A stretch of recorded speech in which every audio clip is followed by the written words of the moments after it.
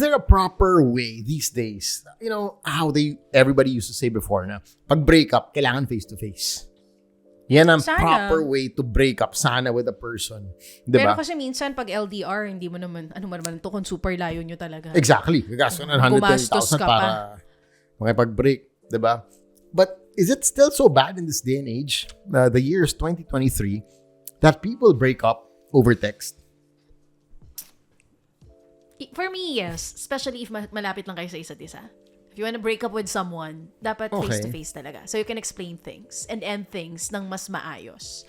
Does it really mean na mas maayos if you guys talk face-to-face? What if you send a letter that explains everything, explains, you know, why you're breaking up and whatnot, nandun naman lahat? Diba, like you said, if it's, kung habol mo explanation, sige, in-explain ko lahat sa letter. What's things? No. Why? Una sa lahat, walang feelings yung letter na yan. Sabihin mo sa akin, sa harap ko. I mean, ako to ha. Ewan ko sa iba, baka okay lang sa inyo mabreakan kayo ng via text or via Viber, via Messenger, via IG. Yun na nga DM. But people I've heard of stories like that. Na people get together through, you know, DMs, you know, Viber, WhatsApp. Pero, yun nga. So right now, it's easy to get together through these apps, these messaging things, but you can't break up through them. If the relationship is malalim, kahit pa nagsimula kayo via DM, via Tinder, or whatsoever, mag-break kayo ng personal at harapan, lalo kung malapit lang. Pero kung fling-fling lang ito, kahit siguro DM, pwede na. Sige, going to my next question. Since you brought it up, should you break up with somebody that you are just dating? Yung hindi naging kaya, walang I love you-an, hindi kayo naging official. Of course. Yes. So, kailangan pa rin ng breakup? Hindi breakup yung tawag dun eh. Oh, kasi hindi naman kayo nagkaroon ng relationship. And just Attorney Guevara, what's the term for that? Na hindi naman kayo official. It's not a breakup. It's parang out of respect if you don't want to date this person anymore. So you tell the person, sorry. Hindi naman tayo, but I don't want to see you anymore. Sorry, it's not gonna work out kasi hindi talaga eh. Have you done that? Naman. Yeah, of attorney, course. Oo naman. Wala ako ever ginost Attorney Sam. Dahil naniniwala ako kay Maring Bea, hindi dapat ganon. Dapat sinasabi mo talaga pag di mo na bet. To the stand. Tinawag, Bea Alonzo, pasok. Pinapasok si Maring Bea. Pero ikaw ba? Okay lang sa'yo? Na mag-break? Especially if super serious ng relationship, ano na lang, text na lang tayo or DM na lang? Probably not. I still grew up in that time, or probably I grew up in the era where personal communication, especially when it comes to something important like this, you know, a romantic relationship, feelings, has to be delivered. The news, even if it's bad news, because we all hate to be the bearer of bad news, but sometimes you have no choice but to be the bearer of bad news. And wala eh. Mahirap siya, but you have to do it. Diba? It takes balls to do it. But you have to do it because sometimes doing the right thing is the hardest thing to do. Is harder than doing diba? I mean, kung madali yan, kahit sino pwede gawin. Totoo naman. But kaya nga siya mahirap gawin like, kasi kailangan siya ng balls. Kaya nga nauso yung breakup sa text, breakup sa DM, breakup sa message na lang kasi wala nga balls yung iba. Exactly. Na humarap dun sa tao na gusto na nilang iwan. Which is makes super unfair. So much easier. Because you don't have to look at the person in the eye. You don't have to tell the person, you know what, I don't like you anymore. If you care about that person, hindi mo iiwan basta-basta ng ganon. Paano pag ay mga sige, Viber, pero yung video call. Kasi may mga video callers eh. Again, ang tatanggapin ko lang na video call kayo maghiwalay ay yung mga LDR. Pero putya, kung makatitagig lang yan, punyeta, magkita kayo. Huwag mo kang video callin. Oo, huwag tayo mag-video callan dito. Yun. Face-to-face tayo. Oo. FaceTime. Kasi ngayon, kahit gaano kasakit yan. FaceTime eh. Ano? Hindi ko alam eh. Diba kahit gaano, ako yun, I don't know kung gano'n din yung ibang tao, pero feeling ko mas okay na rin na kahit gaano kasakit yan, in my face. I mean, sabihin mo sa akin, sa harap ko. Wow. Lahat ng mga minessage mo. True. That sounded so wrong. Why? Gaano kasakit yan in my face.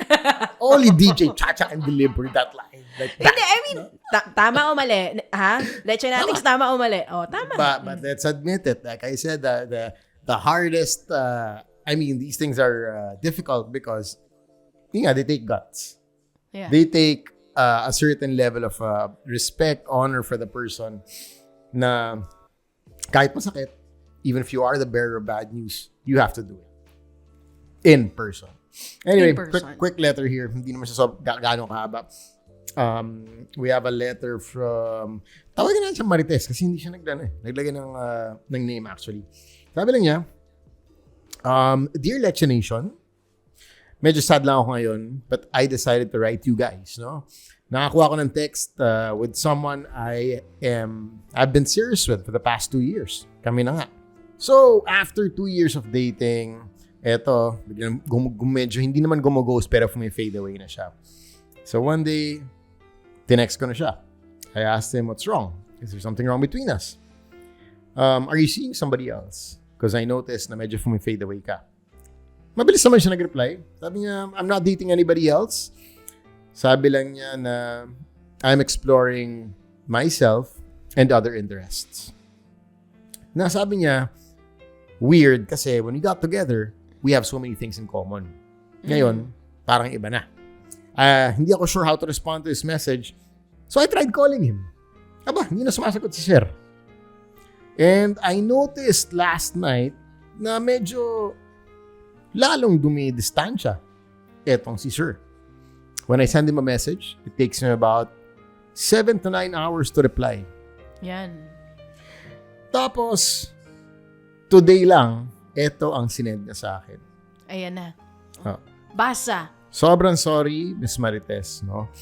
I'm sorry about today at medyo tagalan ako mag-reply. Pero it's probably for the better. I wanna keep our friendship and I wanna talk to you, but maybe through text na lang muna. I think na ang dami nating red flags on both sides. Tapos, dahil dyan, nag-iba na ang ating interests and desires. So I hope it's okay that we just be friends for now before our relationship gets the next level or too serious. I hope you guys can give me insights on this. Hindi pa ako nagre-reply sa kanya, pero napakasakit. So, thank you so much from to Marites, no, for writing that letter. Thoughts on this? I'm so sorry, Ate Marites. Di ba? Napaka-impersonal nung pag-ibig sa'yo. Kung merong award ng pagka-impersonal, medyo ito yung award winner to. Parang ang ginawa is papunta na talaga sa ghosting. Kasi after i-message yun, hindi na nagparamdam. And it's so weird na the day before, tapos the day after, biglang ang laki ng change, no? Yeah. Tapos di na nagre-reply. Ako nga, I suspect that there's somebody else. But that's me. That I could just, I could be wrong as well. Ganun lagi, no? Pagka iniiwan ka ng walang rason. Aminin nyo, hindi. Di ba? Minsan, pag may nababalitaan tayong breakup, tapos pag tinanong mo, ano daw nangyari? Hindi ko alam, di ma-explain kung ba't ako iniwala yan. Third party. Yan lagi ang nasa utak nating mga Marites, letter sender, saktong-sakta. But, hindi naman sa lahat ng pagkakataon. Ganun talaga. Na third party talaga. Sometimes, parang na-fall out of love, hindi dahil may third party, kundi dahil nafe-feel nung isa na hindi na nagpo-progress yung relationship. May mga ganun eh. And ito yung sinasabi ko kanina, yung ex mo, Marites, yan yung tipo ng tao na hindi niya na kayang mag-explain sa'yo ng personal.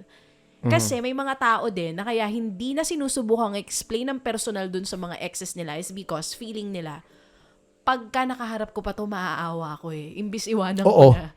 Mas hindi ko maiiwan. At hindi ko kaya probably sabihin ang totoong reason kung bakit ko siya binibreakan. Kasi it's so hard to look a person dahil, let's say, pag umiiyak, di ba? Or, yun nga, somebody you really care for. And you can see they're very emotional. Ang hirap i-deliver yung news. More than it gets harder eh. It gets harder when you see the person in the eye. That's why this whole texting thing is so easy because it's so impersonal. And that's also why ang dami nag-aaway sa text at saka sa mga messaging. Kasi nga, when you say a message, kunyari, type ko yung word na, uy, Cha, gago ka. Diba?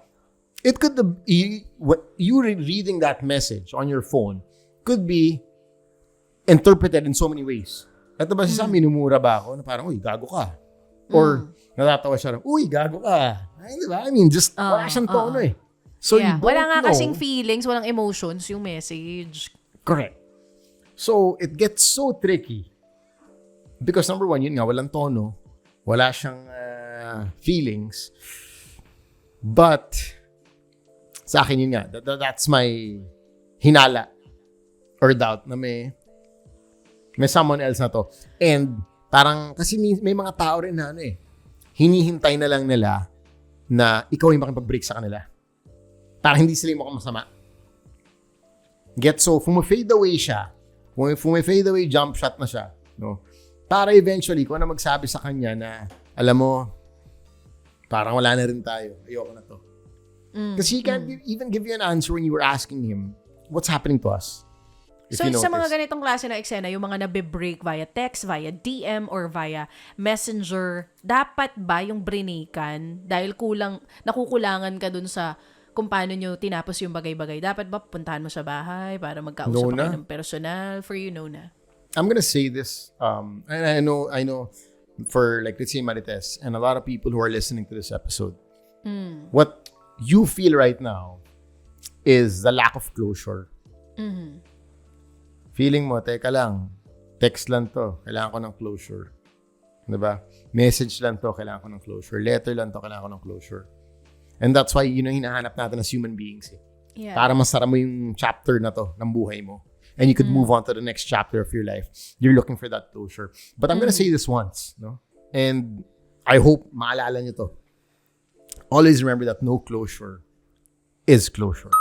Wow! Narinig ko yan sa movie ni John Lloyd. Ladies and gentlemen, diba? Sam YG in the house. Pero totoo naman, in all fairness, if hindi ka binigyan ng closure, ikaw mismong magbigay ng closure para sa sarili mo.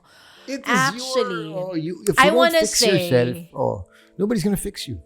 Gusto ko sabihin dito kay letter sender Marites na, wag mo na habulin, wag mo nang kausapin. Pero, yung tipo ng pagkatao ko, gustong i-push na, girl, puntahan mo. Hingin mo yung mga sagot. Kaya lang ang problema dito. Kaya ako rin sinasabi na, wag mo nang harapin ng personal. Kasi nga, the fact na minessage ka niya, ibig sabihin nun, he lacks the courage na to look you eye to eye, face to face, and tell you na ito yung gusto ko mangyari. Sabi nga ni Sam kanina, in this age of social media and communicating electronically, yung mga ganitong bagay in all fairness, hindi na naman talaga siya unusual. Nangyayari talaga itong mga break-up messages na ito electronically, via text, via FaceTime. Ang dali lumandi ngayon, diba? Kasi nga, pwede ka mag-send ng, miss you, pero walang ka-feelings.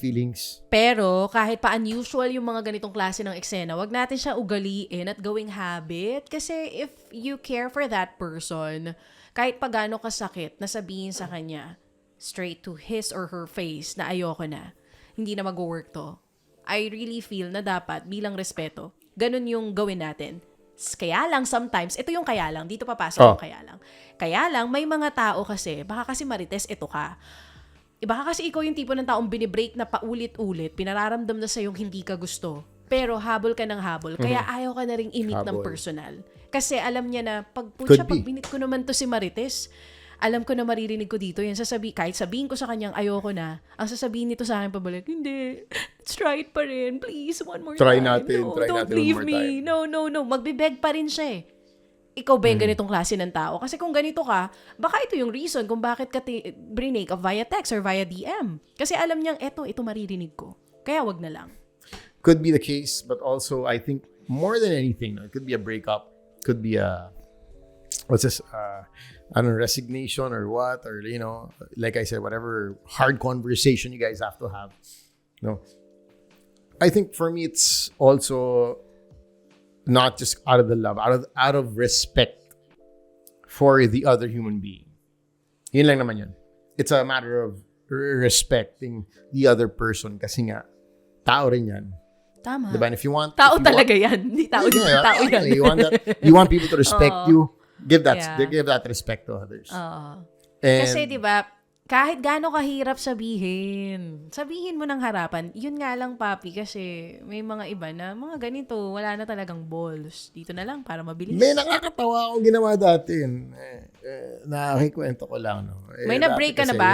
May na-breakan ka na ng ganito? May binibreakan ako na alam kong ganyan ako eh. Pag nakikita ko na umiyak yung tao, hirap na ako. Nag-iiba na yung eksena. Sige na nga, let's give this one more chance.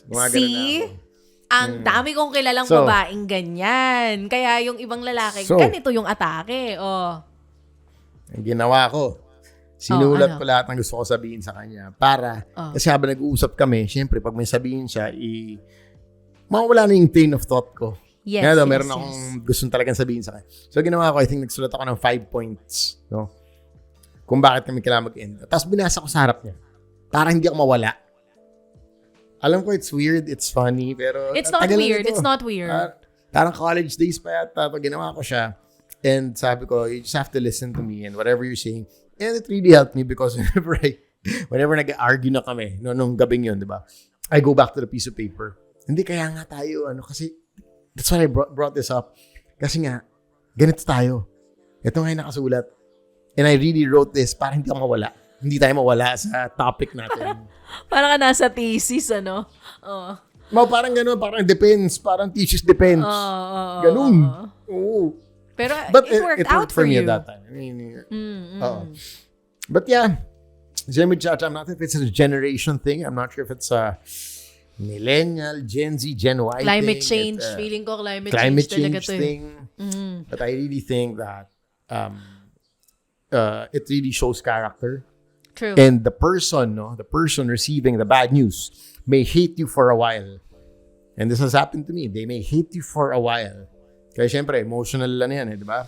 It's not good news. Magalit sila sa'yo. But in the end, they are gonna respect you as a person. It may take a few months. It may take sometimes a couple of years. But in the end, believe me, they are gonna respect you as a person. Kasi you did it the right way. See? Listen, boys and girls. Sa breakup, kahit uso na ang social media. Alam matutuwa sila na bibreakan mo sila. Hindi mangyayari yun. Talaga mainis sila. Walang matutuwa. Wala matutuwa. But, and probably there's gonna be some anger there, emotions, whatever, here and there. But in the end, like I said, they are gonna respect you as human beings. Tama. Sabi nga ni Carla Estrada, face-to-face, mga sis. Ayun, yun na nga. Face-to-face. It's up to you guys how you wanna do it. But thank you so much for writing us, Marites, and we appreciate your letters. We do upload our episodes now on Facebook. So if for those who are mas ma-Facebook, check it out on Facebook. It's Lecheng Pag-ibig to with a T-O. And of course on Spotify, it's Lecheng Pag-ibig to. We're also there. Click the follow button para update kayo sa mga bagong episodes namin. Feel free to write us your letters. Nasa email tayo, nasa Instagram, Twitter, and we try to get to as many letters as we can. So, paano? Hanapin nyo na lang kami sa social media accounts namin. Oo. Promise, re-replyan po namin kayo. And tag us, just in case you guys are listening to us. Tag nyo kami ni Sam on Instagram. Tag us on Instagram also. It's Lecheng Pag-ibig 2 as in number 2.